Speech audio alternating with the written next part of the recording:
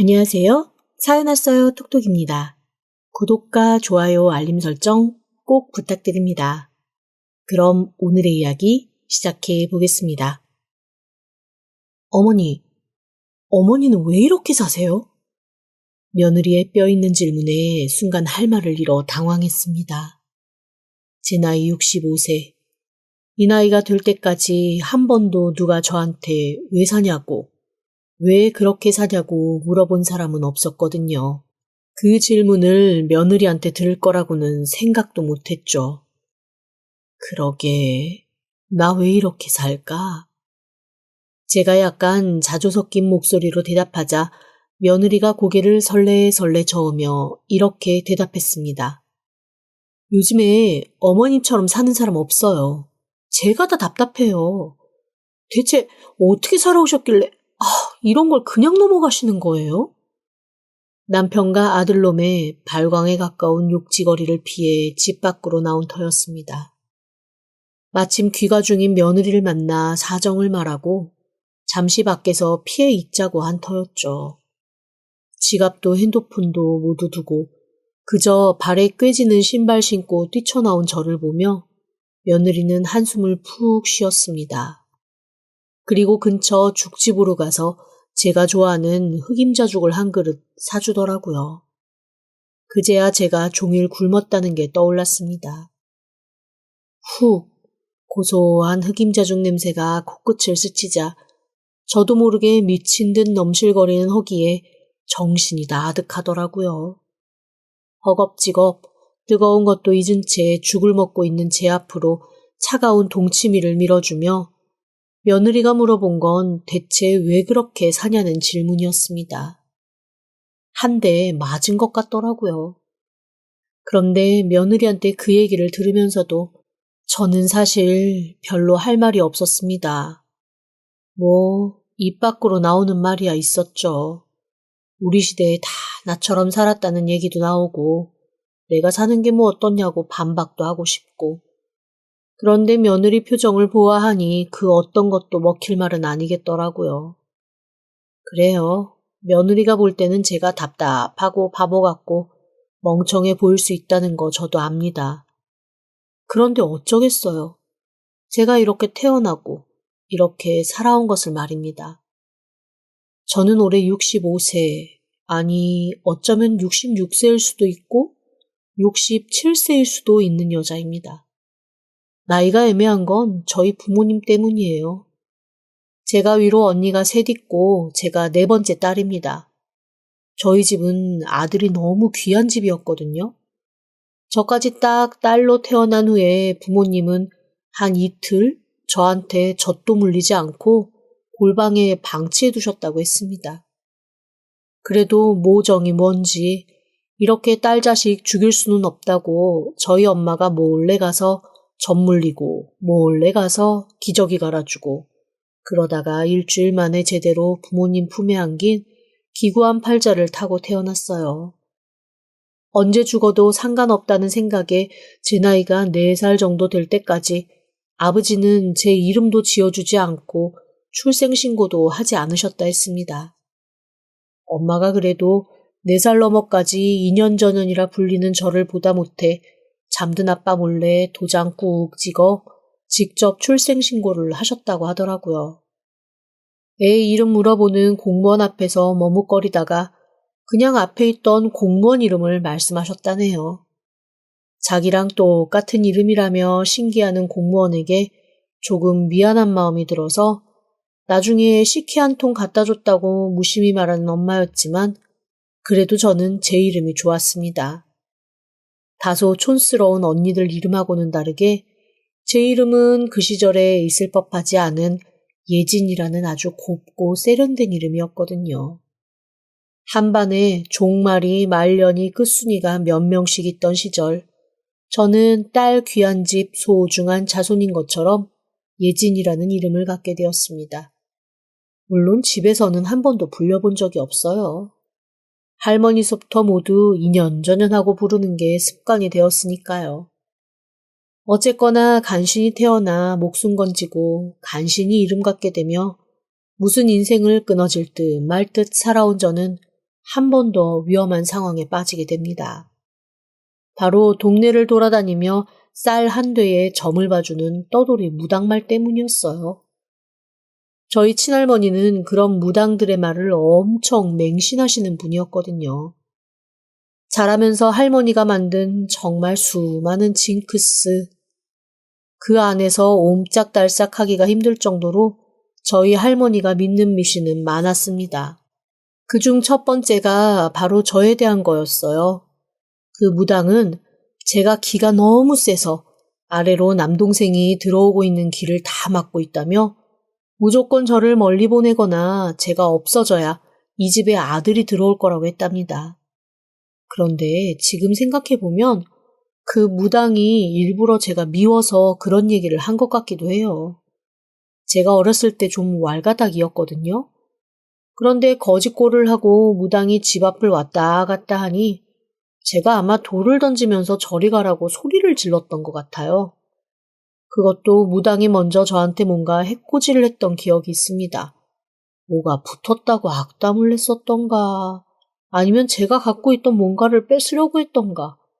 여튼 어린 저와 시비 아닌 시비가 붙었는데 그걸 제가 고분고분하게 받아들이지 않았던 거죠. 그러니 무당 입장에서는 어린 꼬맹이가 그러는 게 얼마나 꼴보기 싫었겠습니까? 저 기집애 내가 아주 단단히 혼을 내리라 작정을 하고 일부러 저희 할머니한테 그런 얘기를 한 게 아닐까라는 생각을 지금 이 나이가 돼서야 합니다. 그런데 저희 할머니 그 얘기를 철석같이 믿고 저를 바로 시골에 있는 친척집, 정말 산이 너무 깊어 주변에 살아있는 거라고는 짐승들밖에 없는 것 같은 그런 집으로 저를 보내버리셨습니다. 그런데 우연인지 아니면 그 무당 말이 진짜 어느 정도 맞는 게 있는 건지 제가 7살 때 그 시골집으로 가고 나서 1년 뒤에 저희 어머니 임신을 하셨고 바로 떡두꺼비 같은 남동생을 낳으셨습니다. 어쩌면 그 전까지만 해도 엄마 아빠는 무당 말을 믿지 않으셨을 거예요. 그런데 정말로 제가 집에서 사라진 후부터 떡하니 아들이 생긴 걸 보고 부모님도 어느샌가 무당의 말을 신봉하기 시작하셨습니다. 저는 그렇게 집에서 천덕꾸러기가 되어갔죠.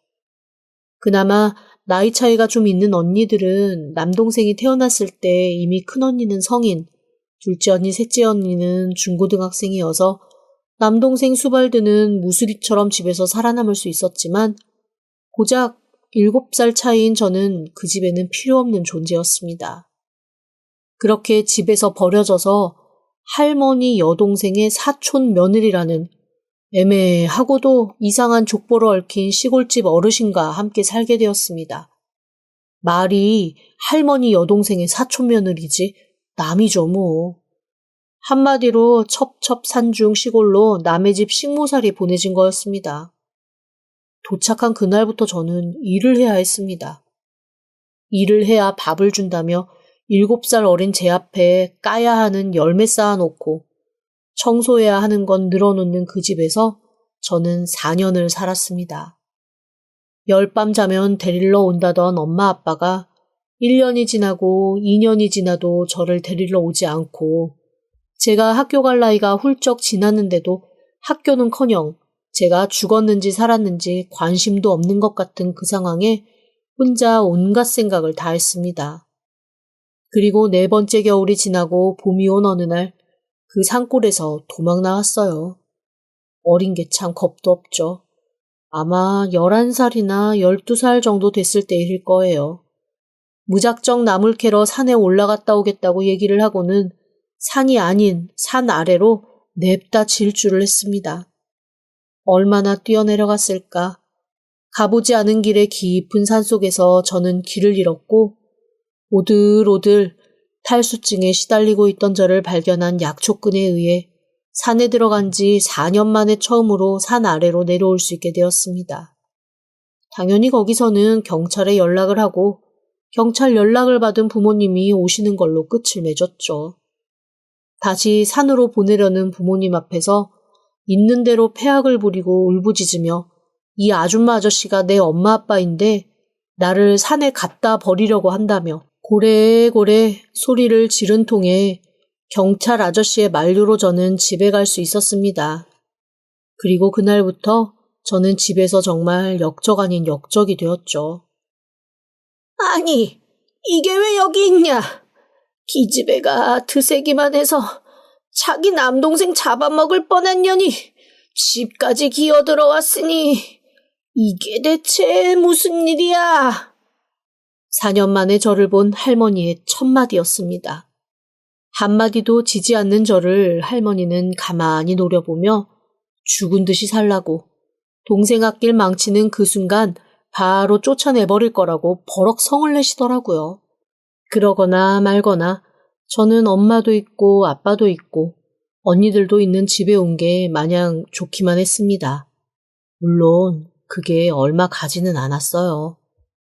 정말로 식구들이 저를 반기지 않는다는 걸 강하게 느꼈거든요. 아무도 반기지 않는 곳에서 살아남으려니 저는 점점 더 독해져만 갔습니다. 악착같이 제 몫을 찾아먹으려고 애를 썼고 어떻게 하든 사랑받으려고 노력했어요. 그런데 그런 시간이 흐르면 흐를수록 식구들은 저를 더 이상한 아이, 독한 아이, 못된 아이, 상종 못할 아이로 치부하기 시작했습니다. 처음부터 완벽하게 꼬여버린 관계인 거죠. 결국 고등학교만 간신히 졸업하고 저는 집에서 나올 수밖에 없었습니다. 이미 자리 잡은 언니들도 이상하게 저에 대해서만은 그냥 못되고 독한 아이처럼 취급을 해서 언니들하고도 사이가 좋지는 않았어요. 그래도 저를 끝까지 안쓰럽게 여긴 건 엄마였는데 엄마조차도 제가 인생에서 잃게 되는 일이 생겼습니다. 바로 남동생의 발병이었어요.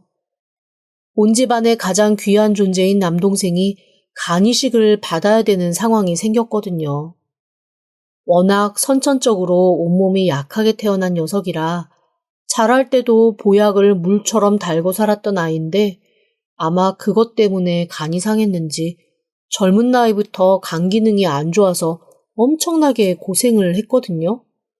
그런데 결국 간이 완전히 망가져서 이식밖에는 답이 없는 상황이 되었습니다.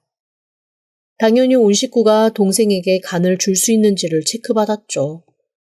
그 누구도 적합하지 않았는데 딱 저만 적합성이 일치한다고 나오더라고요. 그런데 그거 아세요? 간 이식을 할 때 간의 크기도 몹시 중요합니다. 제가 가장 적합하긴 했지만 간 크기가 조금 위험하다는 얘기를 들었어요. 이식을 해주고 간이 어느 정도 남아야 저도 삶을 유지할 수 있는데 그 크기가 정말 2%인지 3%인지가 모자랐습니다.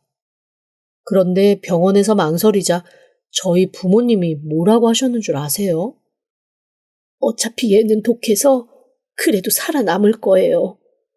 아, 선생님, 우리 아들 살려주세요. 우리 아들이 살아야 합니다.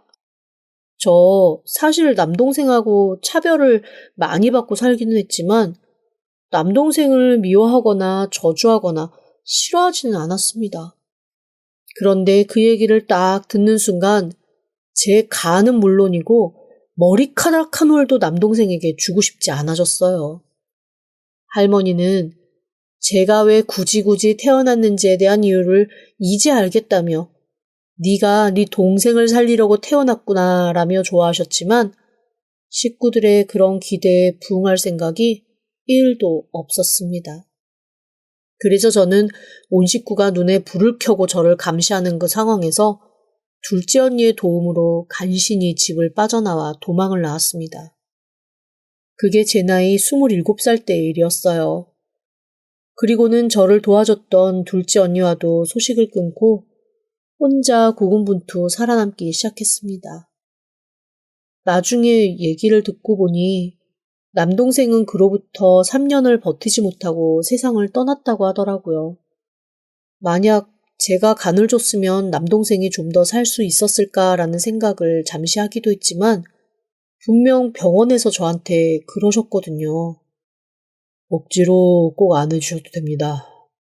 사실 지금 남동생 상태는 간 이식을 한다고 해서 그게 100% 생명을 유지하는 방법이라고는 할 수가 없어요. 다만 저희로서는 할 수 있는 일이 그것뿐이기 때문에 시도를 하려고 하는 것뿐입니다. 그리고 간 이식이라는 게 생각보다 많이 힘들고 어렵습니다. 동생을 위해 큰 용기 내주실 수도 있지만 본인도 많이 힘들어지실 거예요. 잘 생각하고 판단하십시오. 온 가족이 남동생은 살아야 되고 저는 죽어도 상관없다는 듯 우르르 얘기를 하는 걸 지켜보던 의사 선생님이 저를 따로 불러서 그렇게 말씀하시는 걸 듣고 저는 피를 나눈 가족들보다 생판 모르는 남이 훨씬 더 나를 생각하고 살펴주는구나 라는 생각에 펑펑 울었습니다. 그날 이후 혼자 열심히 살아가기 시작했죠.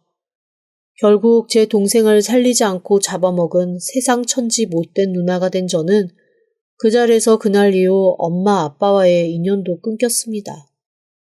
세월이 아주 오래 지나 제가 50살 정도 됐을 때 지방 시장에서 저희 큰언니를 한번 마주친 적은 있어요. 저는 한눈에 언니인 걸 알아봤지만 나이가 많이 들고 앞도 잘 안 보이는 듯 했던 큰언니는 저를 보면서도 긴가민가 하며 그냥 스쳐 지나가더라고요. 전체적인 모습이 썩 건강하거나 좋아 보이지는 않았습니다. 그래도 참 속도 없지. 그런 언니라도 보니까 또 좋더라고요. 달려가서 아는 척을 했는데 언니가 제게 뭐라고 했는 줄 아세요? 세상 독한 년! 그 간 쪼가리 추는 게 싫어서 도망을 가서 온 집안 박살내놓고 이제 와서 해사하게 언니? 네가 정상은 아니라는 거 내가 진작에 알았지만 이렇게까지 대참 미친년인 줄은 몰랐다. 언니, 그게 무슨 소리야. 언니도 알잖아요. 나 힘들게 산 거.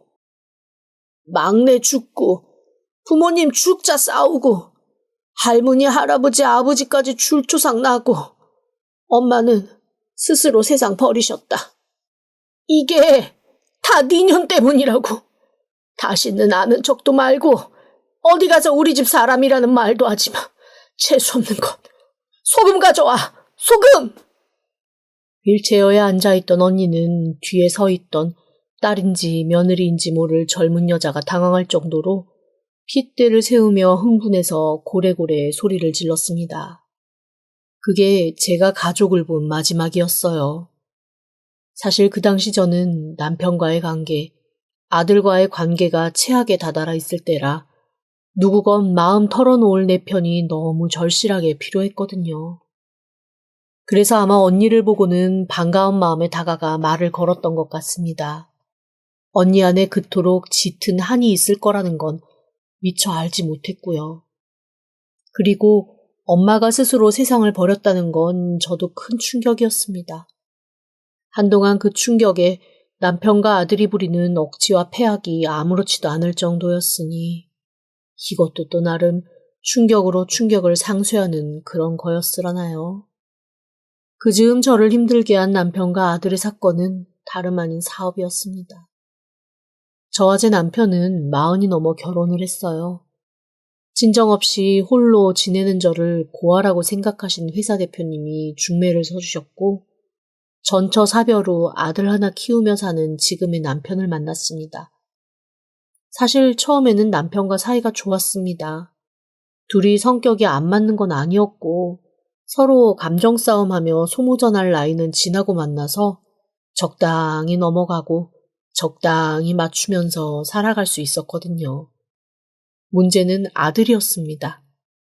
아들은 제 소생이 아니라 남편의 전처 소생이었어요.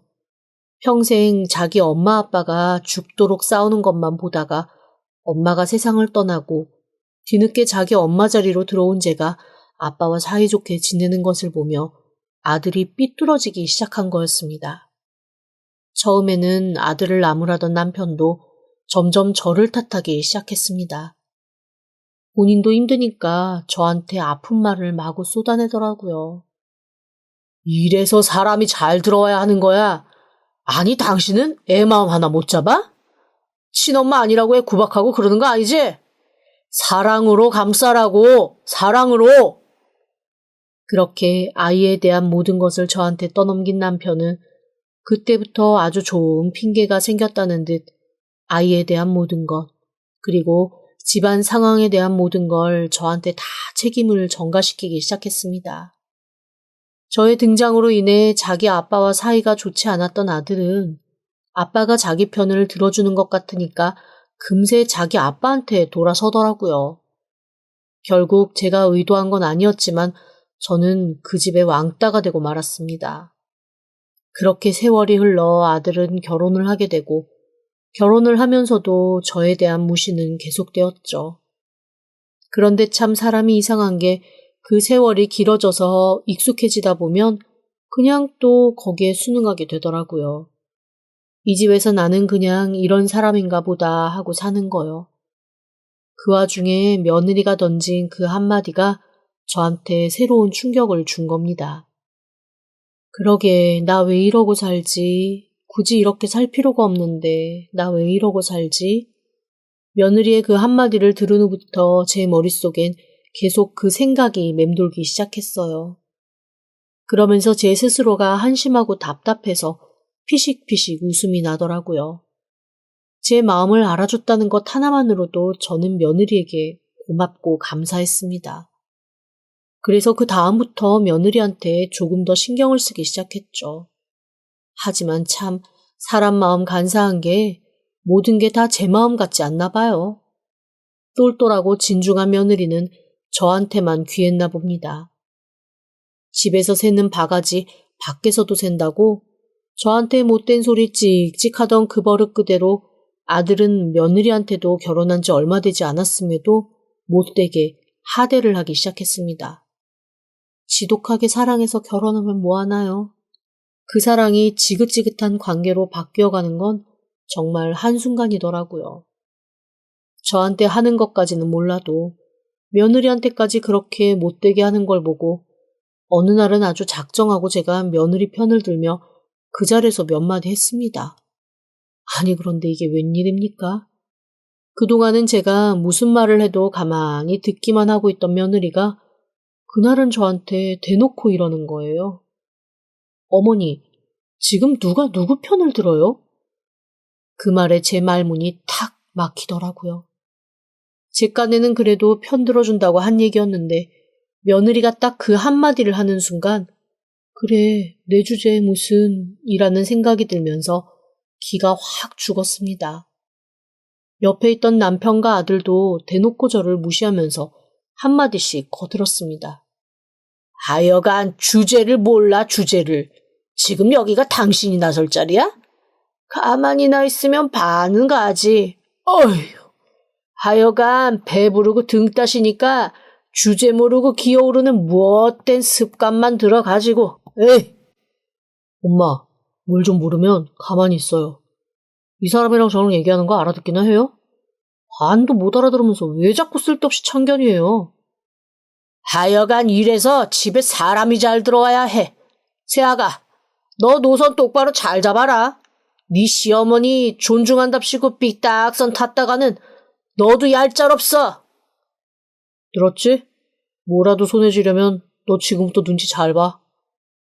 참담하더라고요. 창피함이 극한에 다다라 정말 얼굴이 터질 것 같이 달아오르던 그때 반전은 그때부터 일어났습니다. 며느리가 폭탄 선언을 했거든요. 그래서 저 어머니랑 집 나가려고요. 이건 또 무슨 소리인가 싶었습니다.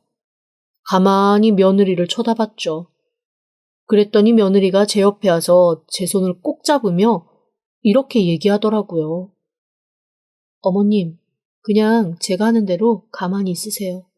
제가 알아서 할게요. 그리고는 그때부터 또박또박 제 남편과 아들한테 한마디씩 하기 시작했습니다. 구구절절 옳은 말이었고 저로서는 채증이 내려갈 정도로 속 시원한 말이었습니다. 하지만 두 남자에게는 어이없고 기막힌 얘기였겠지요. 사실 이 집에서 어머님 없으면 두 분 다 아무것도 못 하시잖아요. 자기 빤스한장 어디 있는지도 모르시는 분들이 왜 이렇게 어머님한테 못되게 하세요? 그리고 당신도 그래. 어머님한테 하던 그 버릇 그대로 최근 들어 나한테 하는 거 내가 꾹꾹 참고 있었는데 더 이상은 못 참겠어. 사람이 하나를 보면 열을 안다고 자기 엄마한테 그렇게 하던 버릇 그대로 나이 들어서 나한테 할 텐데 나는 그런 거 참고 살 만큼 착한 사람이 아니야. 그러자 아들이 발끈하며 며느리한테 소리를 지르더라고요. 아주 그럴 때면 자기 아빠와 아주 똑 닮은 성질머리가 제대로인데 볼 때마다 정말 친절머리가 납니다. 뭐가 어쩌고 어째? 너 아주 속에 이것저것 쌓아둔 모양인데 그래봐야 네가 뭘 어쩔 수 있는데? 내가 그랬지? 줄 잘 서라고. 나 줄 잘 서려고. 그래서 말인데 우리 이혼하자. 뭐? 너 미쳤어? 내가 우리 엄마한테 뭘 어떻게 하든 네가 그걸 가지고 지금 나한테 이혼하자 어쩌자 그 말을 할 자격이 돼? 되고 말고. 아니, 그것보다 바람난 남편한테 이혼하자는 얘기는 어느 아내든 할 수 있는 거 아닌가? 그 말을 듣고 저는 깜짝 놀랐습니다. 저도 모르게 너무 놀라 아들을 붙잡고 물어봤죠. 이게 무슨 소리야? 너 바람 피니? 그러자 아들의 얼굴이 하얗게 질리더라고요. 얼마나 놀랐는지 변명조차 못하는 그 모습을 보고 기가 막혔습니다. 내가 모를 줄 알았어? 당신 바람 피는 것도 알고 당신이 회사에서 정리해고 당한 것도 알아. 생활비 절반 내는 거 퇴직금에서 찔끔찔끔 갖다 주는 것도 알아. 참, 우리 집도 전세에서 월세로 바꿔달라고 집주인한테 전화했었더라? 그런데 몰랐지. 우리 사는 집 진짜 주인이 우리 엄마라는 거. 뭐라고? 장모님 집이라고? 아닌데? 이름이 그게 아니었는데? 우리 이모부 이름으로 되어 있지.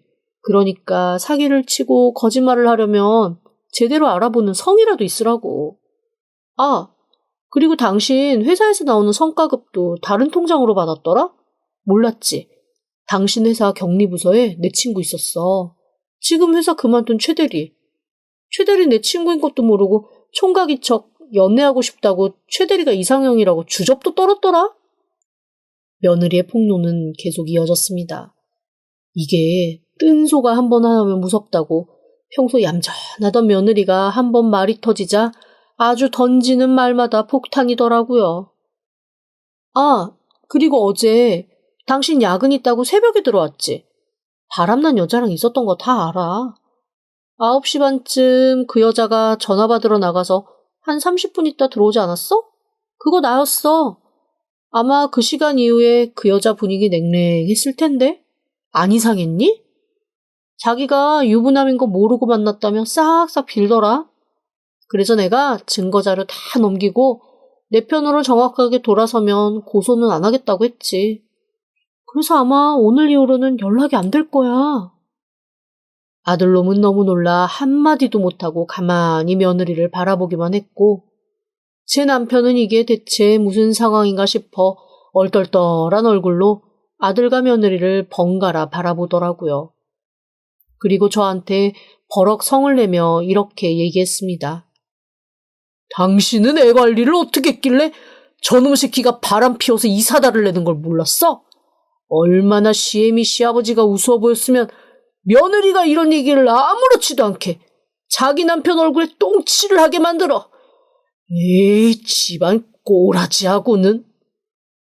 아버님, 왜 어머님 탓하세요? 아버님도 잘하신 거 없던데요? 아버님 요즘에 등산 열심히 다니시는 거 거기 할머니들이랑 썸 타느라 그러시는 거잖아요. 저 이 사람한테 사람 붙이면서 아버님한테도 붙였어요. 그리고 아버님, 어머님 이름으로 이것저것 많이 사놓으셨던데 그거 어머님은 모르시죠? 집에는 돈 없다고 하시고 세금 때문에 어머님 앞으로 꾸물꾸물 뭔가 사서 몰래 그걸로 이것저것 뿌리고 계시던데 그거 다 불법이에요. 이참에 어머님이랑 저 둘 다 이 집안 남자들이랑 연 끊고 저희끼리 살아볼까 하네요. 어머님도 더 이상 그렇게 살지 마시고 저랑 같이 정리하세요. 저는 며느리가 한 말을 듣고 깜짝 놀랐습니다. 그래서 남편의 얼굴을 보면서 이렇게 물어봤죠. 당신 내 이름으로 뭔가 했다는 게 무슨 얘기야? 그러자 남편이 얼굴이 울그락불그락한 채 한마디도 하지 않고 가만히 며느리를 쏘아보더라고요. 제 남편이 남편 이름으로는 재산을 많이 축적할 수 없는 그런 자리에 있습니다. 그런데 저는 제 이름으로 된 재산이나 이런 거 전혀 관심이 없었거든요. 제 인감이며 도장이며 신분증까지도 다 남편이 관리를 해왔습니다. 그걸 가지고 이것저것 재산을 사서 모았던 모양이더라고요. 저야 몰랐죠. 만약에 나중에 잘못되면 영문도 모르고 제가 뒤집어 쓰는 상황이 생길 수도 있었던 겁니다. 며느리가 얘기해주지 않았으면 나중에 엄청 당황할 뻔했죠. 모골이 송연하면서 마음에 남아있던 마지막 끈이 끊기는 것 같았습니다. 정말 이참에 제 인생 한번 찾아보자라는 생각이 들더라고요. 그래, 나도 더 이상은 못 살겠다. 갈라서야겠어. 아가, 네 말대로 나도 이 인간이랑 그만 살란다. 남편이 당연히 펄펄 뛰죠. 알고 보니 남편 본인 명의로 된 재산보다 제 재산이 훨씬 많은 거 있죠? 남편이 어지간히 제 앞으로 돌려놓은 모양이었습니다. 그걸 싹 제가 들고 가게 생겼으니 당연히 남편으로서는 청천벽력 같은 일이죠. 저도 그럴 의도는 아니었지만 제 이름으로 된 건데 어쩌겠어요? 제가 가져가야죠. 남편이 다시 다 뺏어올 거라고 펄펄 뛰는데 이게 상황이 어쨌건 법적으로 제 명의의 제 재산이다 보니 남편도 마음대로 함부로는 못하더라고요. 만약에 그게 자기 거라는 걸 증명을 하려면 자기가 제 이름으로 몰래 재산을 빼돌렸다는 걸 증명해야 되는데 한마디로 진퇴양난인 셈이었죠. 결국 저는 생각지도 못한 꽤 큰 재산을 받고 남편과 헤어질 수 있게 되었습니다. 사업 힘들다고 저를 달달 볶으며 괴롭게 하던 지난 10여 년이 싹 보상받는 기분이었어요. 다 며느리 덕분이었죠. 그렇게 남편과 헤어진 후 저는 며느리와 시어머니 관계가 아닌 그냥 친한 인생 선후배 관계로 지내게 되었습니다. 사실 저한테는 은인과 다름없죠. 그 아이가 아니었으면 저한테 이 정도 재산이 있다는 것도 저는 알지 못했을 거고 용기 내서 헤어질 생각도 못했을 테니까요. 이혼 후에 저는 꽤 괜찮은 집 한 채와 상가 자리를 하나 얻을 수 있었습니다. 그리고 그 상가에 며느리가 가게를 하나 내고 저와 함께 운영을 하고 있어요. 저희는 이제 시어머니와 며느리 사이가 아닌 동업자이자 동반자 관계로 지내고 있습니다. 저한테 왜 그렇게 사냐고 물어봐줬던 우리 며느리 덕에 아주 새로운 인생 기쁘게 살고 있어요. 아직 그 아이는 모르지만 제가 죽고 나면 제 모든 재산은 다 며느리 앞으로 돌려놓을 예정입니다. 피 한 방울 안 섞였지만 제가 지성으로 키웠던 아들놈보다 저를 그 답답한 집구덩이에서 끌어내준 며느리가 훨씬 더 귀한 자식처럼 느껴지거든요. 요즘엔 며느리도 저한테 그냥 아무렇지도 않게 엄마라고 불러요. 친정어머니 일찍 돌아가셔서 엄마 정 그립다는 소리는 몇 번 한 적이 있는데 이쯤 되고 나니 우리 둘 모녀처럼 서로 정 나누며 살아도 좋겠다 싶은 생각이 들어 저도 그냥 딸 삼아 같이 지내고 있습니다. 저랑 며느리 언제까지나 행복하게 잘 지낼 수 있겠죠? 지금까지 들어주셔서 감사합니다. 구독과 좋아요, 알림 설정은 사연 왔어요 톡톡에게 큰 힘이 됩니다. 지금 바로 구독 부탁드립니다. 그럼 다음 사연으로 또 찾아오겠습니다. 감사합니다.